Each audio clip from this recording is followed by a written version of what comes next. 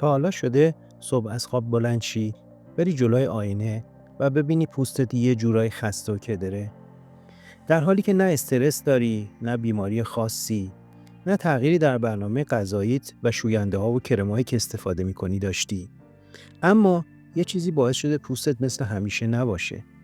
حتما به دنبال دلیلش میگردی و اولین چیزی که به فکرت میرسه با یک کرم گرون قیمت یا یه شوینده جدید درمانش کنی. ولی صبر کن. شاید بدنت داره یه چیزی ازت میخواد. شاید فقط تأمین یه ویتامین ساده مشکل پوستت رو حل کنه.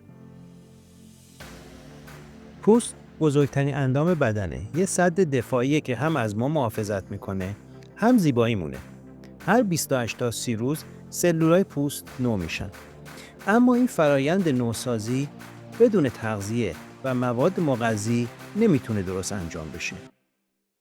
ویتامین ها خوراک پوستن. در واقع اگر پوست رو یه گل بدونی، ویتامین ها همون آب و نور و خاک مناسبن. خب حالا میریم سراغ ویتامین های مورد نیاز پوست. ویتامین A بازساز و ضد جوش. ویتامین A اولین ماده‌ایه که تو بازسازی پوست نقش داره. باعث میشه سلول‌های مرده بریزن و سلول‌های تازه و شاداب جای اونا رو بگیرن. اگه پوستت زبره، جوش میزنه یا پوسته میشه، ممکنه بدنت کمبود ویتامین A داشته باشه.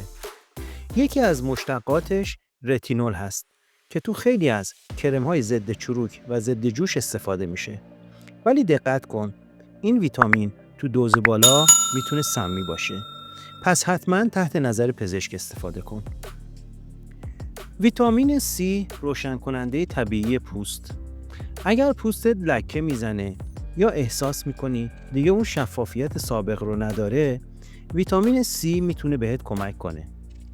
این ویتامین با خاصیت آنتی اکسیدان قوی جلوی آسیب‌های محیطی رو میگیره.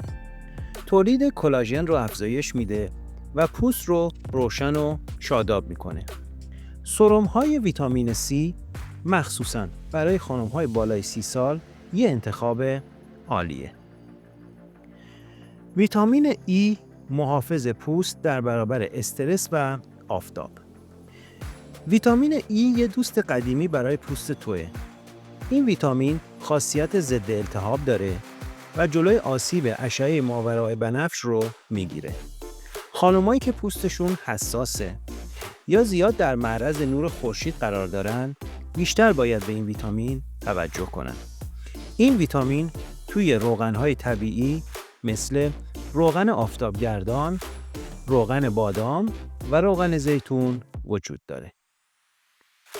ویتامین D راز پوست سالم از دل آفتاب.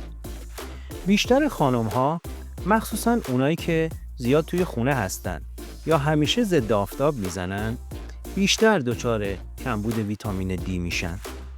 این ویتامین نه تنها برای استخوان، بلکه برای سلامت پوست، سیستم ایمنی و حتی روحیه شما ضروریه.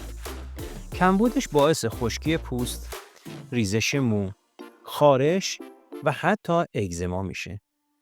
حتما الان براتون سوال پیش اومده که بهترین راه برای فهمیدن وضعیت ویتامین D بدنمون چیه؟ عجله نکن، کمی جلوتر جواب این سوال رو هم بهتون میگم. ویتامین B نجات دهنده پوست های چرب و جوشدار. خانمای جوان و دختر خانمای نوجوان باید اینو خیلی جدی بگیرن. اگر پوستتون چربه یا موقع استرس و دوران قاعدگی جوش میزنه، ویتامین های گروه B مخصوصاً B3 یا نیاسینامید خیلی به کارتون میاد. نیاسینامید هم به صورت خوراکی هست و هم به شکل سرم. این ویتامین پوستت رو متعادل میکنه، منافذ رو کوچیک‌تر میکنه و التهاب رو هم کاهش میده. از کجا بفهمیم کمبود ویتامین داریم و کدوم ویتامین رو کم داریم؟ راهش خیلی ساده است. یه آزمایش خون ساده میتونه وضعیت ویتامین‌های بدنت رو مشخص کنه. به خصوص ویتامین‌های D، B12 و آهن که هم تو سلامت بدن مهمن، هم روی پوست اثر مستقیم دارن. یادتون باشه پیشگیری همیشه بهتر از درمانه. یه سوال همیشگی و چالش برانگیز اینه مکمل بخوریم یا نه؟ بیشتر انسان‌های سالم با تغذیه درست نیازی به مکمل ندارن. اما خانم‌ها اگر باردارن، نوزاد شیرخوار دارن که باید شیرش بدن، رژیم خاصی دارن یا بیمار هستن، بدنشون به ویتامین بیشتری نیاز داره. نکته بسیار مهم اینه زیاده روی در ویتامین ها هم میتونه خطرناک باشه. مکمل ها خوبن اما نه بدون تجویز پزشک. حالا میریم سراغ نشانه هایی که نشون میده پوستت کمبود ویتامین داره. اگه لب‌هات زیاد خشک میشن یا زیر چشمات دائما تیره است یا خارش پوست داری، بدنت داره بهت سیگنال میده. اینا فقط نشونه‌های ظاهریه. بدن با پوستش حرف میزنه. باید صداشو بشنوی. حالا که میدونی ویتامین ها چقدر روی پوستت اثر دارن، وقتشه یه نگاه جدی به تغذیه‌ات بندازیم.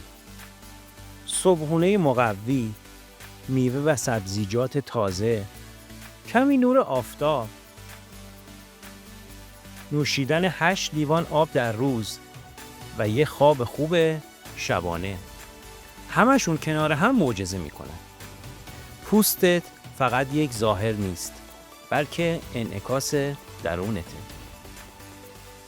و اگه میخوای بدونی کدوم میوه ها دقیقاً چه اثری روی پوست دارن، تو ویدیوهای بعدی میریم سراغ میوه های معجزه‌گر برای زیبایی پوست. منتظرش باش و حتما لایک، سابسکرایب و کامنت یادت نره. و حتما برام بنویس تو کدوم ویتامین رو بیشتر مصرف میکنی. تا ویدیوی بعدی، خدا یار و نگهدارتون.